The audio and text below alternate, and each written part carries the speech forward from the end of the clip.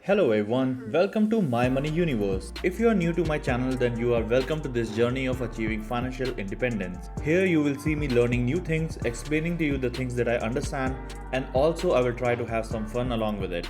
And if you are already a subscriber to this channel, then well, you know you are the reason why I am still here. So thank you. Today we are going to discuss the dilemma surrounding the great Indian dream that says you should have your home at least. So we are going to decode it and figure out the truth behind. Let's start. Alright, you got a job and you have started earning good amount in your life, and now you have been advised to buy a house on a constant basis by your parents, neighbors, aunties who come to your home and have tea with your mom, and the best of all, the complete strangers that you meet in random parties. It keeps you in the loop of buying the home or not buying the home question. And today we're gonna figure this out based on hardcore finance. But if you are somebody who wants home for family, for parents and to find stability, then just go ahead and buy it. It's totally understandable and a must-do situation. But if you don't have to worry about these, then we will go through the strict finance rules to understand whether you should buy the house or just rent. So let's quickly first take you with the advantages of owning the house and renting the house. Owning the house. It gives you sense of security and pride. Paying EMI helps you in building up the asset rather than just paying rent for monthly basis. It also helps you in tax deductions. Renting the house.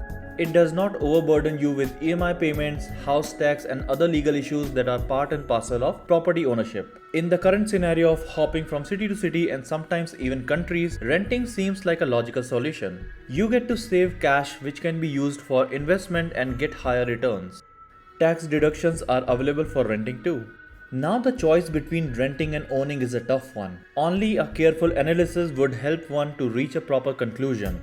Let's try to understand the financial implication of renting versus owning through an example of a person who wants to own a property. We are considering 20 years to pay off the loan and taking two examples. One in which you buy the house and pay the EMIs, and the other one where you live on rent and invest the remaining amount. So let's start.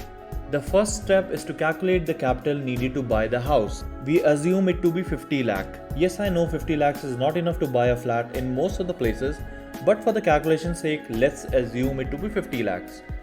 The down payment and associated transaction costs have to be taken care of upfront. We're gonna see that all here in the graph, all the common costs associated with the property purchase and everything. So price of the home is 50 lakhs. Home loan will be 80%, that is 40 lakhs.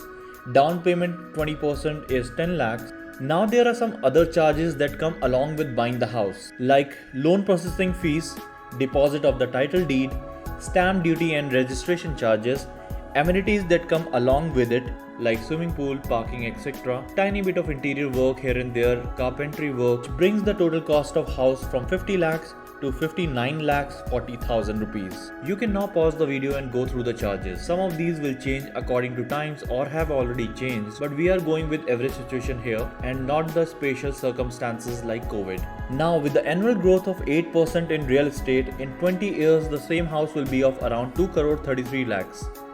I'm just rounding the numbers, you can check out the actual numbers in the graph. Now we will decrease the maintenance that the house will take in 20 years, that will be something around 10 lakhs. The resale property goes for a little discount over the new property, so 5% discount there, so around 11 lakhs. Now after all this, the total value of house that you bought for 59 lakhs 40,000 20 years back will be around 2 crore 11 lakhs. And now the house is totally yours without any EMI. Happy home. Now let's compare this to the idea of living on rent and investing the remaining amount over the course of 20 years.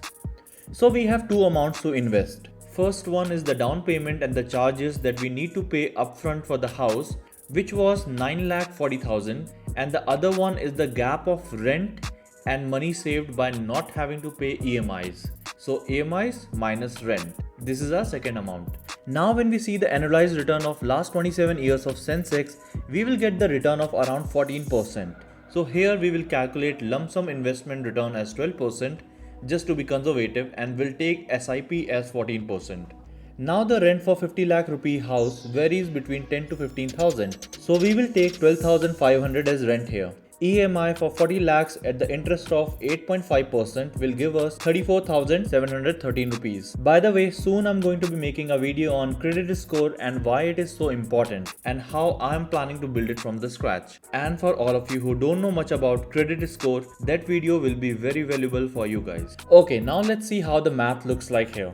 First column is for the years, second column is of rent of 12,500 in first year, which will increase 8% every year.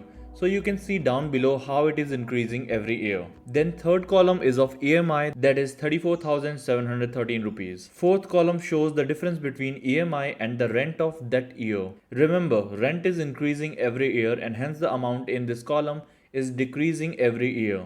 Fifth is the column where we are investing the remaining amount of fourth column through SIPs and getting 14% return. Sixth is the column of lump sum amount invested on 12%. Now remember, everything is logged for 20 years, all the investments and EMI and everything.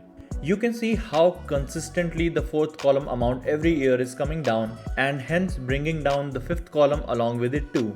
Now the things get little interesting after 15 years when the rent becomes higher than the EMI is. That is because the rent is increasing every year and EMI is constant. Okay, after 20 years the SIP amount becomes 1 crore 71 lakh and the lump sum amount becomes 1 crore 87 lakh. So total 3 crore 59 lakh. So now we can see that living on rent and making that investment made 1 crore 48 lakhs more than what the value of house is after 20 years. So next time when somebody tells you to buy the house, then just sit down and make the calculation. Buy only if it makes sense mathematically.